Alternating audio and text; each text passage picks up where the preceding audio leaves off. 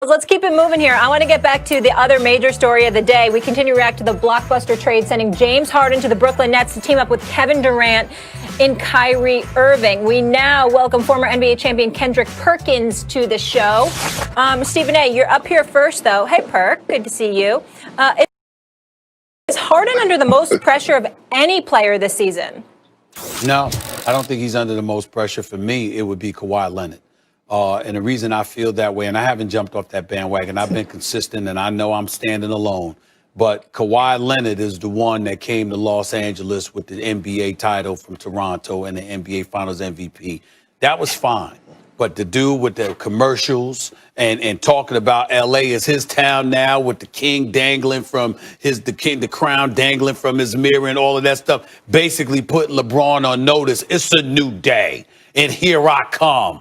And then you have a 3-1 lead to the Denver Nuggets, and you disappear in a Game 7. You let them come back from a 3-1 deficit. He wasn't the only one. We know Paul George was too. I got that. But it's Kawhi Leonard that was that two-time champion. It's Kawhi Leonard that was that star. It was Kawhi Leonard that basically told the Clippers, you want any shot at me, you got to go and mortgage the farm to get me Paul George. Otherwise, I'm going to stay in this town and play for the other team, which is the Los Angeles Lakers, with LeBron and AD, which will ensure you'll never win again. So all of those things that happen, that's Kawhi Leonard. Excuse me, it's time to pay up. You showed up. You put those demands. They answered the bell. Now you got to answer the bell.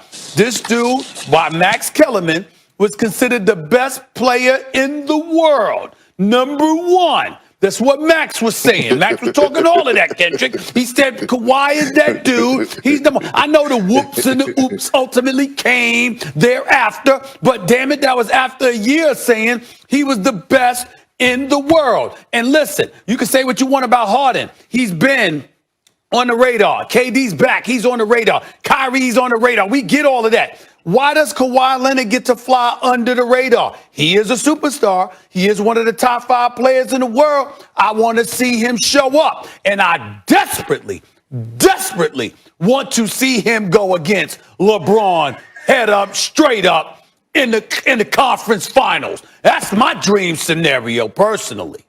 All right. Before I get to Kendrick Perkins, who tweeted some outrageous, blasphemous nonsense last night, let me deal with you first, Stephen A. That take would be correct if the Clippers just traded for James Harden. The Clippers didn't just trade for James Harden. The Clippers got Kawhi Leonard, who never had to chase rings, one in San Antonio, got traded to Toronto, one in Toronto, and didn't do so well last year. I give it up. I tell it like I see it. But the bottom line is he insisted on Paul George. He got him. Paul George choked in the playoffs, as usual. They didn't just add an MVP to that mix. Who added the MVP? The Brooklyn Nets. James Harden is going to a team with KD and Kyrie. And everyone's focusing on, is there more pressure on Harden or Kyrie? And that's a trick question, because the answer is there's the most pressure on KD. KD went ring chasing in Golden State, and he chased it down. He joined a 73-win team. There's no way they could lose. But then he did something very bold and brave. He went out and said, I'm going to see if I can win it in Brooklyn, a team that's never really come close. Just me and Kyrie Irving. Let's see what we can do. Now they added James Harden. Now, KD, Harden, and Kyrie. I'm not saying KD's got to win the whole thing this year. They're not favored to do that, but you got to get to the finals. Because KD, as a physical package and the skills that he's built up, as Kendrick Perkins will tell you, KD, compare him to anyone who's ever lived. He's almost 7 feet tall. Compare him to Magic, Bird, Michael, Kobe, LeBron, physically in terms of his skills, his shooting. And by the way, nowadays, even his passing has gotten so much better. He became a great defender. KD is taking a back seat in those departments to no one, ever. He should be the best ever, right? But he's not. You know what KD hasn't shown he can do yet?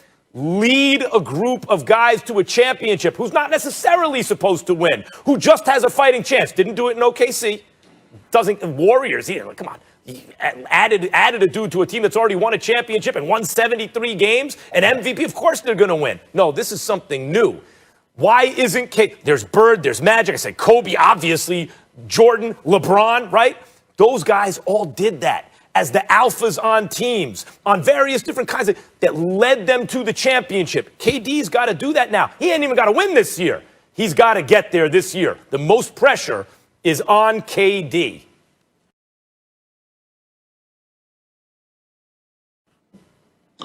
You know what? I can't believe you, Max. I can't believe you. Well, I can believe you, but Stephen A., I can't believe you.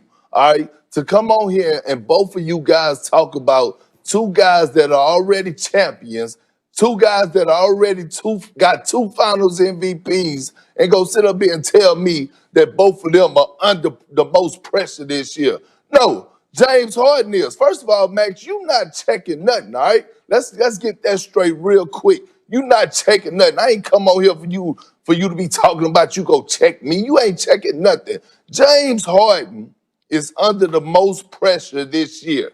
He threw a hissy fit to get out of Houston, threw his teammates under the bus. I want out. I want this. I don't want to play here. And just didn't give Steve Silas a chance. And all this and that got his way. Now, you got your way. You done teamed up with Kevin Durant and Kyrie Irving. You have zero excuses. You're the only one on this team without a ring. This is the reason that you wanted to leave Houston, right? Was to go get a championship. So the pressure is on you. You left a Houston organization that you built up for over the last 9 to 10 years in great fashion. Made them relevant again since the Olajuwon days, in my opinion. And then you left what you built up, left a lot of money on the table. Matter of fact, a 2-year, 100. And so what would irritate or insult you more? James Harden not winning the title or someone being disrespectful to LeBron James? What you mean? In other words, somebody coming to LeBron James, I'm coming to take what you got. It's a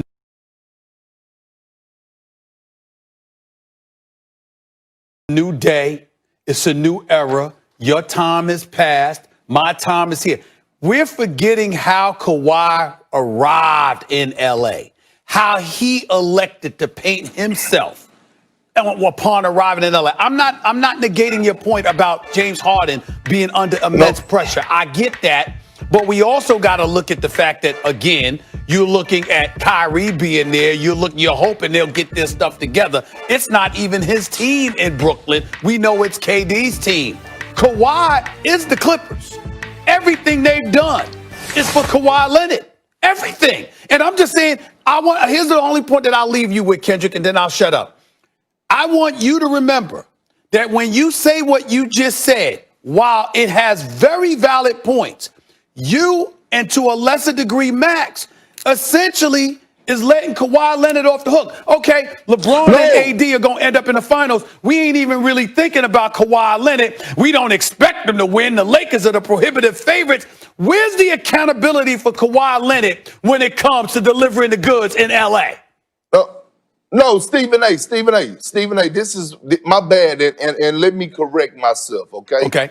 Okay. Before James Harden forced his way out of Houston, we had this conversation before. And if you remember, I said that Kawhi Leonard is under the most pressure.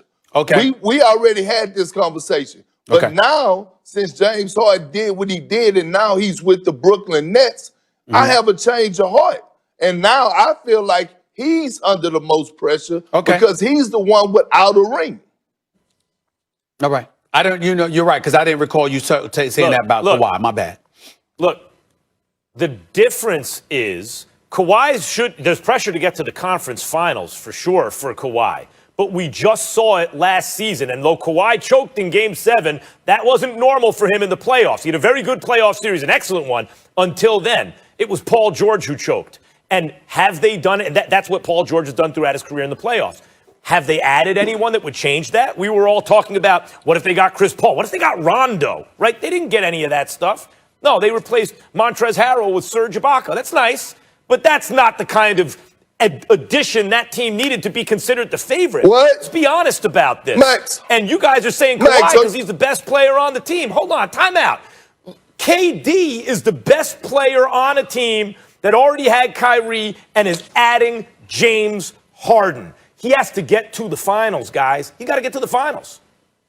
Max, you know what? You something else, because about a month ago, or maybe even less than that, you was just sitting up here arguing me down, telling me how Serge Ibaka was a huge upgrade from Montrezl Harrell. Now you sitting up here saying, "Oh, it's a nice It's a marginal upgrade." I didn't say huge. A marginal upgrade. And by the way, LeBron James got AD, right? AD, how did he play throughout the playoffs? Like an MVP. LeBron is with another MVP. Kawhi not with another MVP, let's be honest. But guess what? KD not only has Kyrie, who's been a killer in the playoffs, he's got another MVP, at least in the regular season. No one else has a big